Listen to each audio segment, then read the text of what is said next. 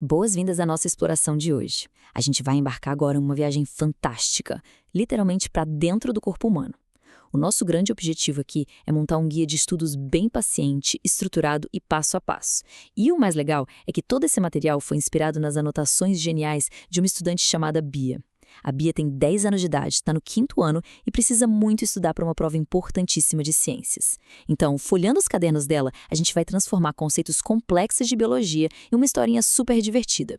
Para fazer isso dar certo, a gente vai tratar o corpo humano não só como biologia pura, sabe? Mas como uma cidade interna incrivelmente movimentada, com seus próprios trabalhadores, rodovias de transporte e até sistemas de alarme. E olha, ter um plano claro é de longe a melhor maneira de acalmar aquela ansiedade antes de qualquer prova. O nosso roteiro de estudos hoje é super direto. Ponto 1. A super equipe do sangue. Ponto 2. A matemática do nosso corpo. Ponto 3. Trabalho em equipe perfeito. Ponto 4. O alarme da anemia. E para fechar com chave de ouro, ponto 5. O escudo protetor. Então vamos lá. Parte 1. A super equipe do sangue. Aqui a gente vai ver que o sangue está muito longe de ser só um líquido vermelho.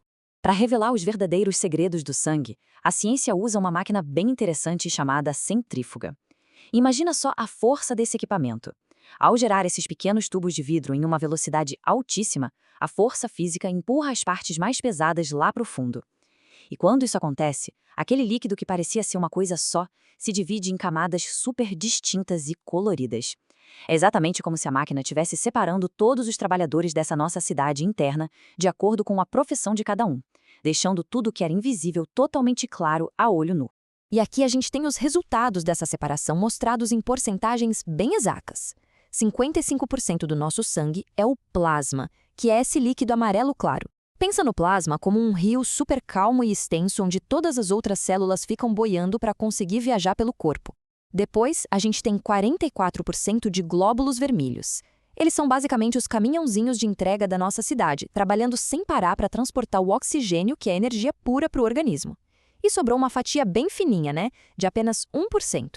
Essa fatia é dividida entre os glóbulos brancos, que atuam como soldados da patrulha de proteção contra vírus e bactérias, e as plaquetas, que são a nossa equipe super ágil de curativos. Elas criam uma espécie de tampa, um coágulo, para consertar qualquer vazamento quando a gente se machuca. Bom, para quem está no 5º ano como a Bia, decorar tantos nomes assim de uma vez pode parecer meio assustador. É por isso que aplicar uns truques simples de memorização, usando coisas do nosso dia a dia, é fundamental. A gente tem aqui o esquema PVBP. A letra P lembra a gente de piscina, que representa o plasma, o líquido onde todo mundo nada.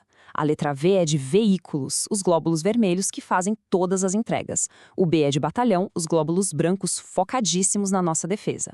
E o último P representa os protetores, as plaquetas que consertam os ferimentos. Com essa historinha na cabeça, fica praticamente impossível esquecer as 4 partes principais na hora da prova. Agora a gente entra na parte 2, a matemática do nosso corpo. Porque a beleza exata do nosso organismo também envolve estudar os números da vida. Um dado que é simplesmente impressionante é que o coração de um adulto pesa mais ou menos umas 300 gramas. É muito pequeno, cabe na palma da mão. Mesmo assim, ele tem a força extraordinária de bombear aproximadamente 10 mil litros de sangue em um único dia. É um motor incrivelmente eficiente. Mas e no caso das crianças? Como é que a gente descobre exatamente quanto desse líquido precioso está circulando na cidade interna delas? O livro de ciências traz uma fórmula matemática exata para descobrir isso, focada justamente em crianças entre 5 e 11 anos. É um cálculo baseado na ideia de que o sangue representa 8% da massa corporal.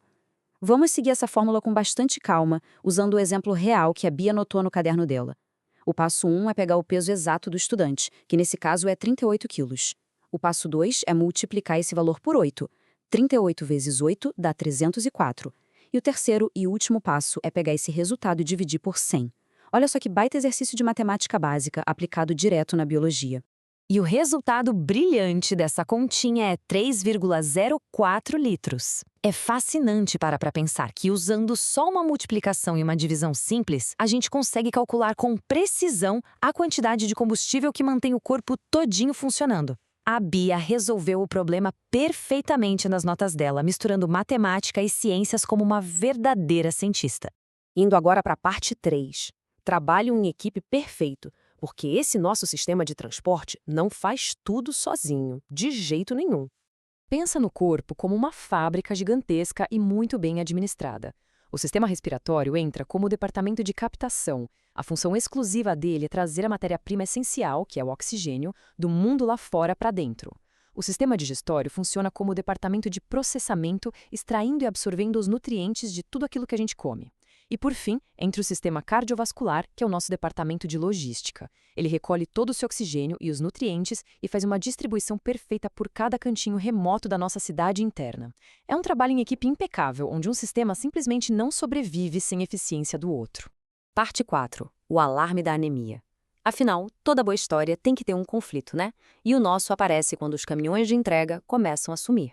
Dá uma olhada nessa imagem. Na sala de aula, tem um menino com a cabeça apoiada na mesa, de olhos fechados, demonstrando um cansaço e um desânimo profundos, enquanto as outras crianças estão lá brincando no fundo. Esse é o retrato mais fiel do que acontece no mundo real quando a produção de glóbulos vermelhos cai drasticamente. Não é só uma falhazinha microscópica, é uma falha que acaba desligando a energia do corpo inteiro. Esse ataque do vilão, que os médicos chamam de anemia, dispara um monte de alarmes ao mesmo tempo no corpo. A lista de sintomas é grande e afeta vários sistemas.